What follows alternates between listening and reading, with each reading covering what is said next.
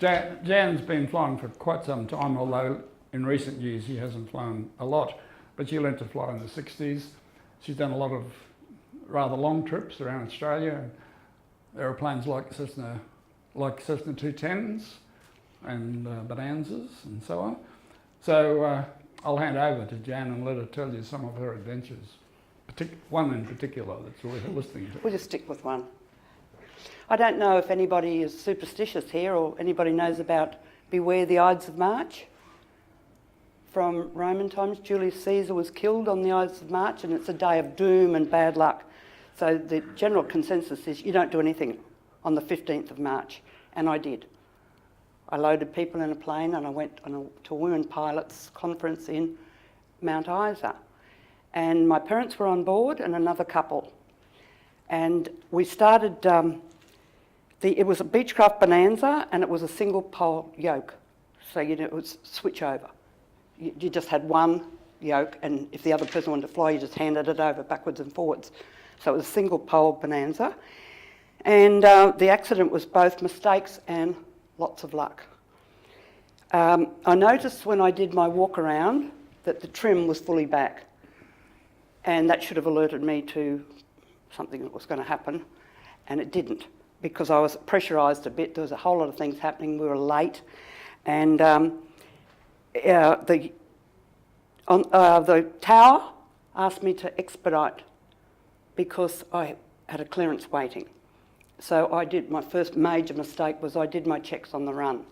I didn't stop and I didn't park into wind and I didn't do what we were supposed to do.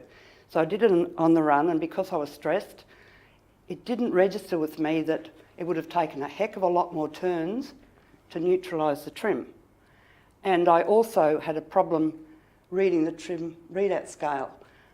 And were you going to put... You want to see that? Huh? Yeah, just so that they know what I'm talking about here. I'll show you this because this is actually part of the wreck, folks. But you'll see how this is what Jan means when she talks about it. It's a throw-over control in the Bonanza. So it's not two controls. It's one control you flip to the pilot or the co-pilot. It flips over. And so that's one of the things. But the other thing is this. The trim wheel is here. So that's what you actually rotate, but the trim indicator is on the floor between the seats. And because Jan was not a big person, she had the seat fully forward, which meant the trim indicator was on the floor and almost behind her. And we're not making excuses for this, still her fault. But Totally. If I can just show you this, and trim wheel, trim indicator, and the seat was fully forward. Now this is the way the indicator indicates. It's got a tape that slides up and down behind a window, and a lubber line, and 0 is neutral, and the letter U is up, nose up, and the letter D is nose down. And as you wind the wheel, that ribbon moves. So this is what actually happened. She looked down and saw that. And she said 0. Right? Because the lubber line that made the U look like a 0. So she believed the trim was set at 0. So over to you. So on takeoff, the aeroplane started to rotate very early, and then it just leapt into the air. And I didn't have the strength to... the electric trim didn't work, by the way. So when I took my hand off to try and wind the trim forward, there was no way. I couldn't even get help from Helen, the other pilot, because there was nowhere for her to push the nose down. So it leapt into the air, stalled, which uncontrolled stall. It headed this is the lucky part of it, it headed towards the trees on the creek. Two trees were staggered. We went between two trees, right wing came off, turned around, left wing came off, and it tail slid into the water. The other remarkable story was it was a tidal creek, and it had water in it, which was unusual. So that cushioned our landing. The other thing that happened was, lucky thing, the engine broke off and it went underneath the fuselage and it held us chest deep out of water because we could have drowned, the 5 of us. So that just held us up. And there was, where the wings came off, all the fuel was of course burning on top of the water, as it does. And I got a few burns and things from it. Spent 2 months in hospital and swore I'd never fly again, but I did. And we were very lucky also because we had 2 doctors in another Bonanza taxiing out behind us, and they raced down and rendered us help until the ambulance arrived. And so I guess after 2 months in hospital, you think, all the time you're thinking, what did I do wrong? I knew what I'd done wrong. I even knew who'd flown the aeroplane because of the full back trim. He used to make a practice of landing full back trim and just putting it on, but never neutralising the trim. So it was a series of mishaps and a series of luck. We were very, very lucky that that happened the way it did. Water, trees and doctors. So well, my parents survived, the others survived and I survived. So you can crash an aeroplane and get out of it. But don't do it. It's not advised. Okay. Thank you, Jan. Is that it? There was only one other thing, Bob. Can you just get that 150? Yeah, I'm going to go through Oh, you do that. I'll Okay. go through it. Just, was thank you. I'll just show you, just 1 second. I'll show you some of the other pictures when you realise how lucky, how very lucky they actually were.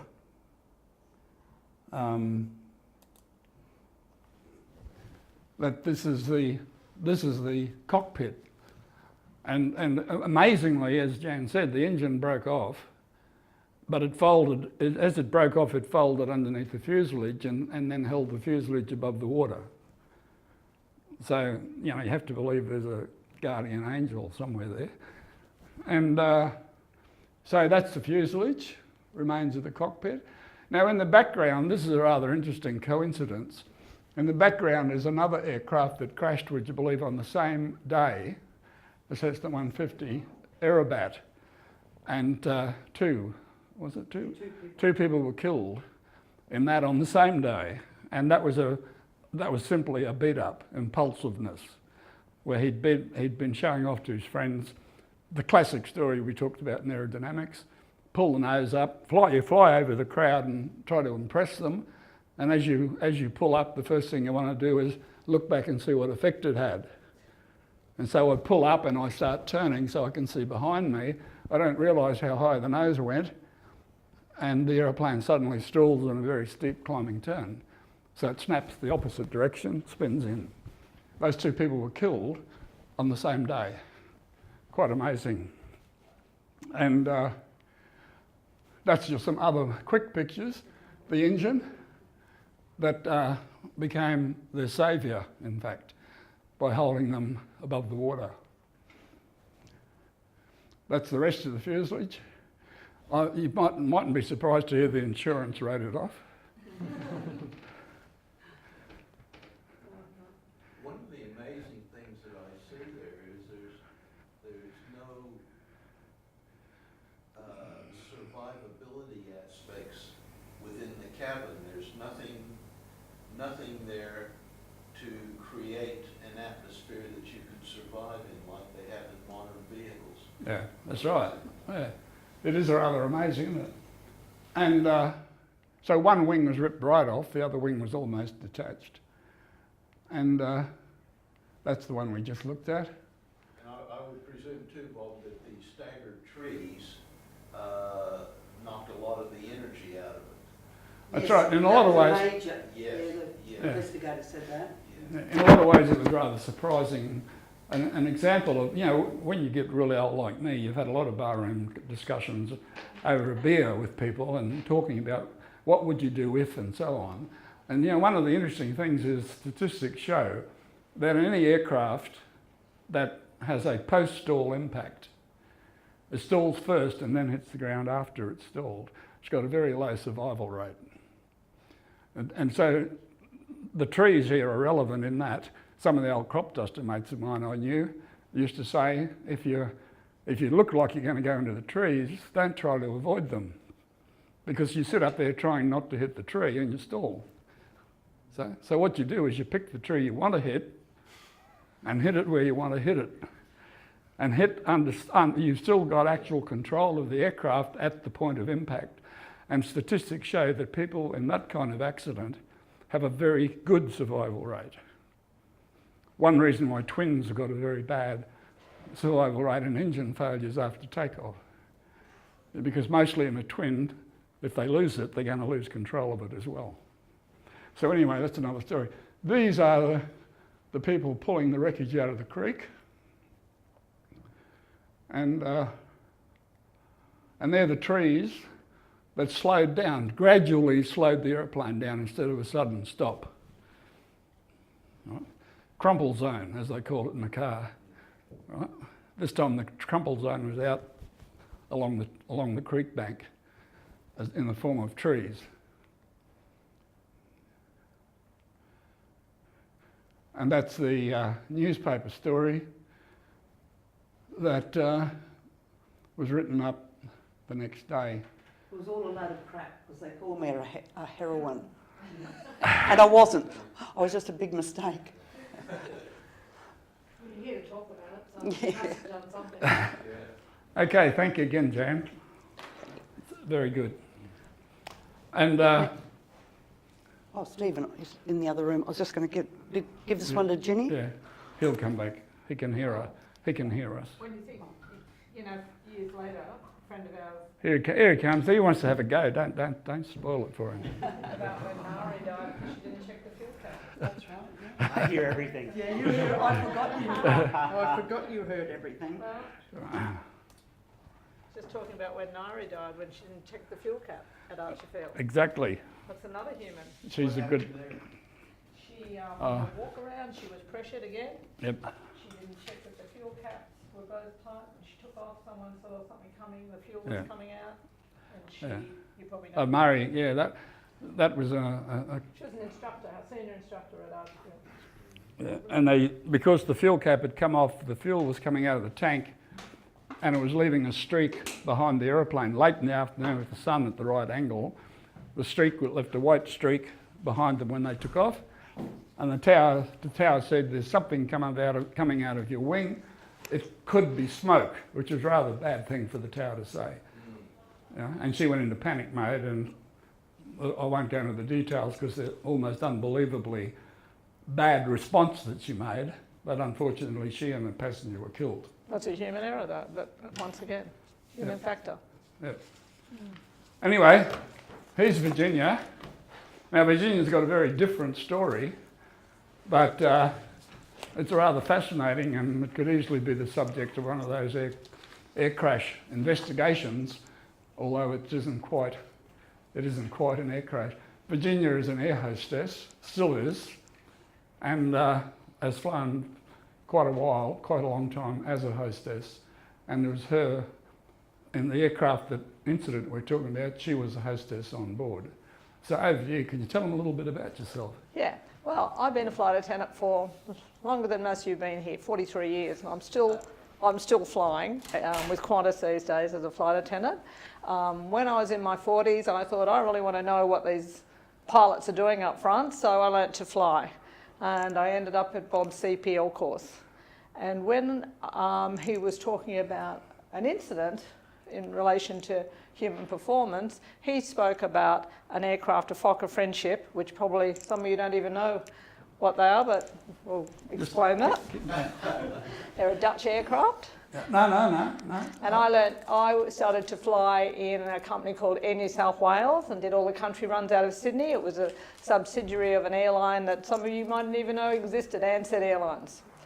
And I worked for them for 27 years, but the country airline was Air New South Wales, and we did all the country runs in New South Wales. And I just started as a flight attendant in the 70s, and I was only there 3 months, heading to Broken Hill in our aircraft. Thought I was really good doing the service, Sorry, love. It's okay.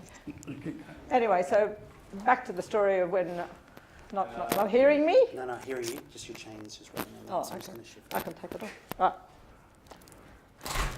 Anyway, in Bob's CPL class, he started talking about the incident. I put my hand up and said, I think I know that. I was on that flight. And so then we went into the story, and you asked me a lot of questions and So found out a little bit more from what it was like to be in the cabin of that aircraft. She tried to steal my thunder because I was telling everybody about all the things that I know and the stories I've heard of, you know, and this upstart little girl in the class puts her hand up and says, I was the hostess on that flight.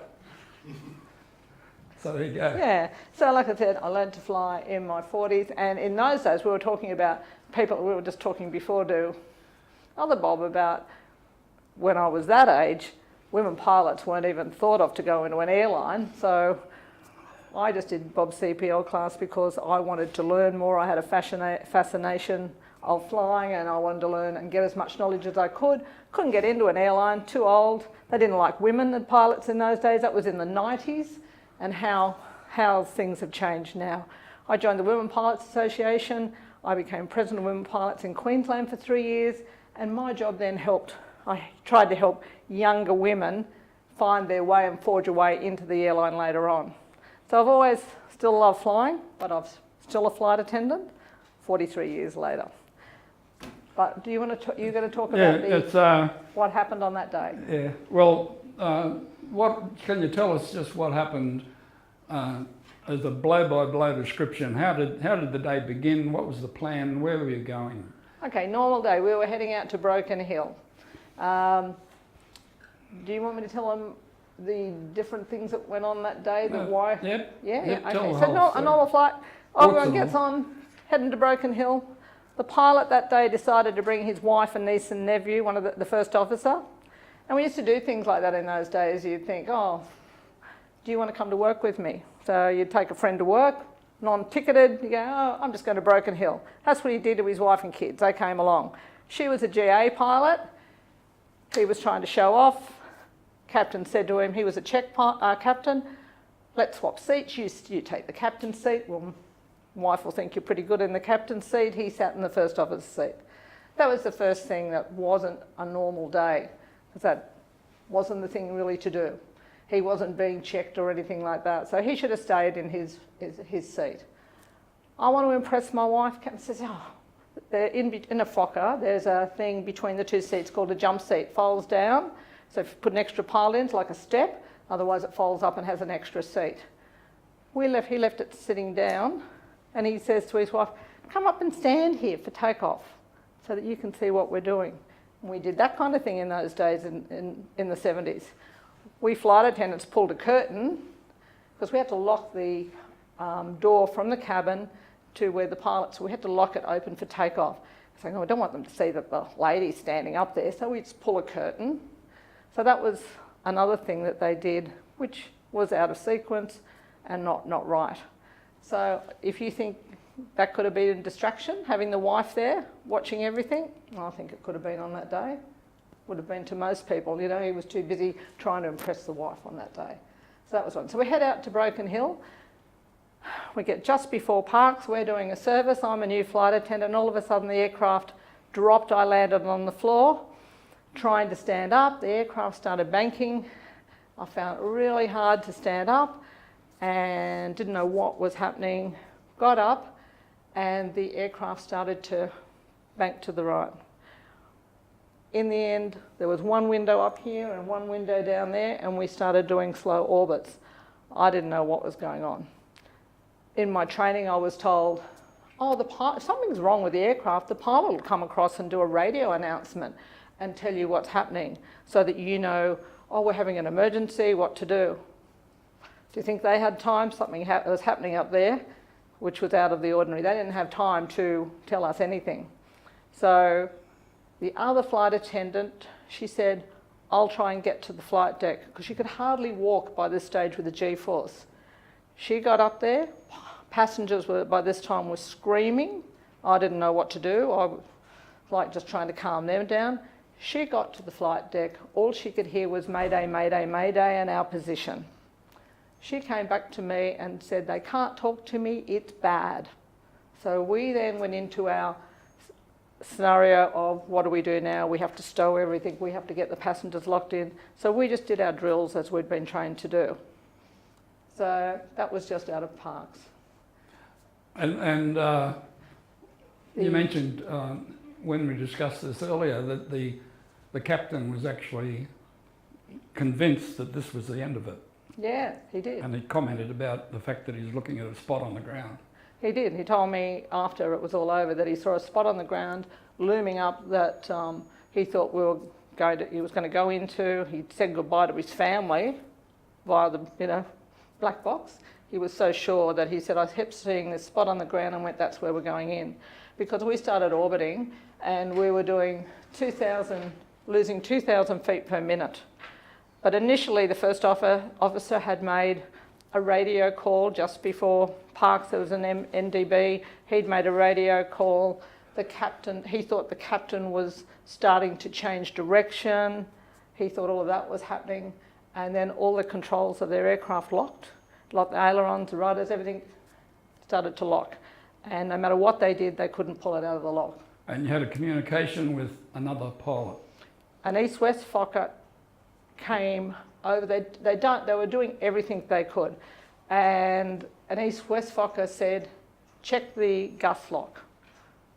And it was something that they didn't check, which is behind behind the captain's seat where the first officer was sitting. And gas lock should only be put in lock when the aircraft's on the ground. It locks all of the ailerons, the rudders, doesn't it?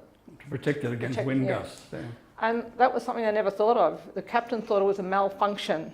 In his mind, it was a malfunction with the propeller. So his mind was going down, I think this is what it is, and he was trying everything in his way to fix the malfunction with the propeller. He wasn't thinking about anything else it could have been. Absolutely nothing. And it had nothing to do with the propeller. It had everything to do with everything on the aircraft being just in lock. He had no feeling that he just couldn't move any of the controls. They were doing everything that they could, and we were still orbiting with you said the G-force would have been about 4, you said? About 4 Gs at 70 degrees, yeah. Yeah. So anyway, when this East-West Fokker came over and said, check the gas lock, they did. It was in a lock position. They pulled it out of lock, but still, when they pulled it out of lock, all the warning lights were still on, that there was something wrong with the aircraft, and they didn't really know what was wrong. They got control back of the aircraft, and then they tried to land into Parkes. He said, we're going to try and make an emergency landing. By that stage, he still hadn't talked to us because he couldn't. The books say, the pilots will tell you this and tell you that. We just had to work out what was going on down the back. They can't talk to you. They're in just such panic mode. And he was an absolutely amazing pilot. They said only because we had him on board that day that we ever survived. And I think they ended up getting down to about 5,000 feet. And that's when they pulled the gas lock out. So they didn't have much more room for another orbit. At 5,000 feet, there wasn't much room to save us. He went in to try and make an emergency landing at Parkes, and when he did that, there was work on the runway and he couldn't land there. So then he had a little bit more control of the aircraft, so he did call us up and said, I'm going to try and make Dubbo. We're going to go at 5,000 feet. I don't know if we'll make it. I don't know what condition the aircraft's in, because they didn't really know what had happened to it. So it took 25 minutes to get over to Dubbo at 25,000 feet. We made an emergency landing with all the emergency vehicles ready for us, and we made a normal landing into Dubbo. It was Can you give us any idea of why the gas lock was engaged? What was? Yes. Okay. So because the wife had been standing on the thing, there's a manual, an operations manual. There's a special slot next to the captain's seat where after they finished with that manual, they put that book in the slot. They later worked out after they pulled the aircraft apart, didn't know what it was. They found this logbook and it was all crumpled, had an aluminium cover on it and it was crumpled. He realises now, He had actually put it back in the slot. The wife was there, they were in a hurry, he was trying to impress her. He didn't put the book back in the slot. He must have thrown it on the floor somewhere. So all of a sudden, when he was doing something, he moved his chair back. In the meantime, that book is presumably fallen behind the pilot's seat and not been in the spot where it was supposed to have been put. So he was doing all different things that normally, yeah, do this, do that, put the logbook back in the book in there. Didn't. The wife was there, chucked it on the floor. The book fell behind his seat. He put the seat back. The seat, the book went onto the gas lock, threw it into lock in flight. Then he put his seat forward, the book fell out. They never saw that happen. So it was something very, just not the way things are supposed to happen in their mind, their training, so totally different, and they were working on another aspect of it, that the malfunction was with the propeller. Never at any at stage thinking, okay, the gas lock's gone into lock. So the company were also concerned. The company were concerned because they just ordered 6 of these aircraft, and this was the second of the delivery, and there were 4 more still to come. And they thought something is wrong with this aircraft. They didn't realise for quite some time until the investigation went through that it was a series of, firstly, they didn't tell them that they bought the wife and that she was standing up there on the jump seat. Everyone was told, the pilot, just keep your mouth shut about that. So when we went to the investigation, we'd all talked about what we should say and what we shouldn't say, trying to work out, because they knew that, she shouldn't have been there that day. We had 29 passengers on board. They did everything that they shouldn't have done just because that's what we did in those days. Bring your friend to work. And the company just sort of turned a blind eye. But when an incident happened, we still tried to turn a blind eye and pretend she wasn't there. But when it all came out, it had to come out. And they realised, and they went through all the series of events that had happened and about the logbook. And when they found it, the engineers found it was crumpled. Why is this crumpled? And then he first up said, I think I remember throwing it on the floor. I put my seat back because he made a PA and he couldn't reach the PA until he put his seat back. So it was putting the seat back in, him trying to grab the PA set to say something. He put his seat back and crushed it. So, yeah. And also, the gas lock didn't have a cover over it. It wasn't covered.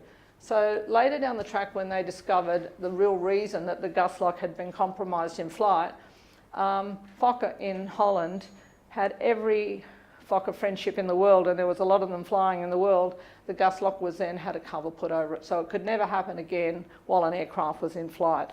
So they had to make a change to all their aircraft to stop that ever happening again. But Bob said, you shouldn't be here.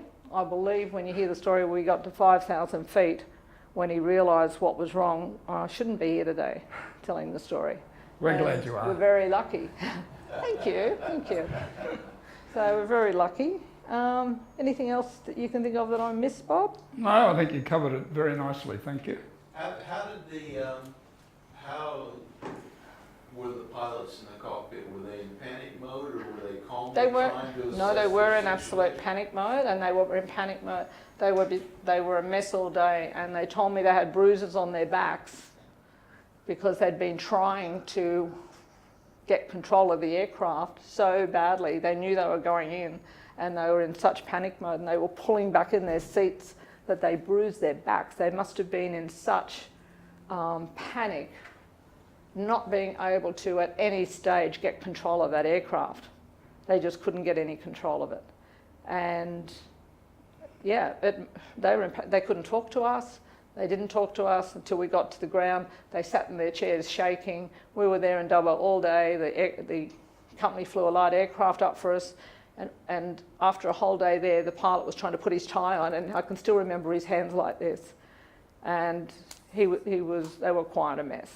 And you would be if you'd been through something like that. And like I said, he said to me, I saw the spot on the ground. We only had room for one more turn, and we couldn't have landed. We would have just gone in. So he said he was close to pre-stall buffets, and he said we just would have gone in. I saw the spot, and I said goodbye to my family.